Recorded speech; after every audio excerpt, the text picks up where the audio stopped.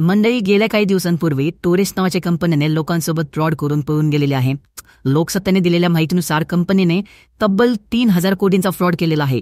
यामध्ये एका भाजी विकणाऱ्या व्यापाऱ्याचे 4 कोटींपेक्षा जास्त पैसे गेलेले असून त्याच्यावर सध्या 13 कोटींपेक्षाही मोठं कर्ज असल्याचं समोर आलं आहे. आता यासारख्या स्कीम चालणाऱ्या कंपन्या बऱ्याच आहेत ज्या लोकांसोबत फ्रॉड करतात. त्यापैकी एक कंपनी म्हणजे इन्फायनाइट बीकॉन. पुण्यामध्ये आणि पुण्याच्या आसपासच्या सर्व लोकांना या कंपनीविषयी नक्कीच माहिती असेल.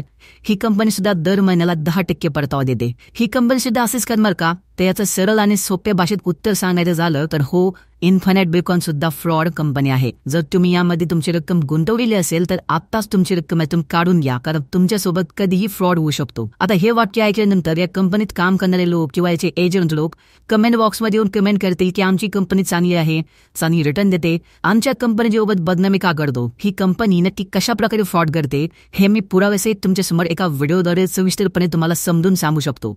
जर तुम्हाला इन्फायनाइट बीकॉन आणि त्याच्यात चालत असलेल्या स्कीमविषयी सविस्तरपणे डिटेल मध्ये व्हिडिओ पाहिजे असेल तर मला कमेंट बॉक्समध्ये कळवा. मी संपूर्ण डिटेलमध्ये व्हिडिओ बनवून या कंपनीचा काळा धंदा तुमच्या समोर मांडू शकतो.